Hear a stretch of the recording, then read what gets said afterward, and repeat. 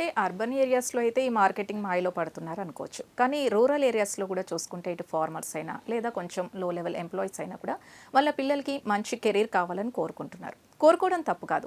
కానీ ఒక wrong step ఎక్కడ పడుతుంది అంటున్నారు? మీరు అన్నట్టు నాట్ ఓన్లీ అర్బన్ అండి, ఎక్కువ టార్గెట్ వచ్చేసరికి రూరల్ ఏరియాలో ఉన్న పేరెంట్స్ అన్నమాట. ఓకే. పాపం చెప్పాలంటే వ్యవసాయ కుటుంబానికి సంబంధించిన పిల్లలు కానివ్వండి, లేకపోతే లైక్ లో లెవెల్ ఇన్కమ్ గ్రూప్ ఉన్న వాళ్ళు, లేకపోతే చిన్న చిన్న గవర్నమెంట్ జాబ్స్ చేసుకునే పిల్లలు, ఇట్లాంటి వాళ్ళ పిల్లలకి ఏమవుతుందంటే యాజ్ ఎ పేరెంట్ నేను ఎప్పుడో ఏమనుకుంటాను, నాకన్నా నా పిల్లలు ఇంకా మంచి లైఫ్లో ఉండాలనుకుంటాను కదా. సో అదే ఉద్దేశంతో పాపం వీళ్ళు ఈ ట్రాప్లో పడతారనమాట.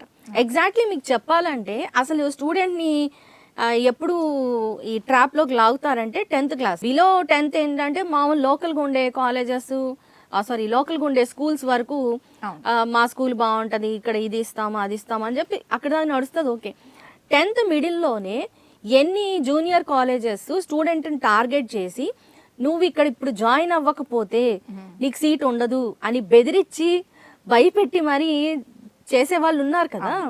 సో జనరల్గా మనం చూస్తుందే, ఈవెన్ రెగ్యులర్గా అండి అక్టోబర్ నుంచి మొదలవుతుంది అనమాట. దసరా హాలిడేస్ దగ్గర నుంచి స్టార్ట్ అవుతుంది. అండ్ మీరు ఇప్పుడు ఫీజు కడితే మీ అబ్బాయికి ఎప్పుడు జూన్లో స్టార్ట్ అయ్యే కాలేజీకి నేను లైక్ అక్టోబర్లోనే ఫీజు అనేది పే చేయాలి. ఫీజు కట్టి నేను సీట్ బ్లాక్ చేసుకోవాలి.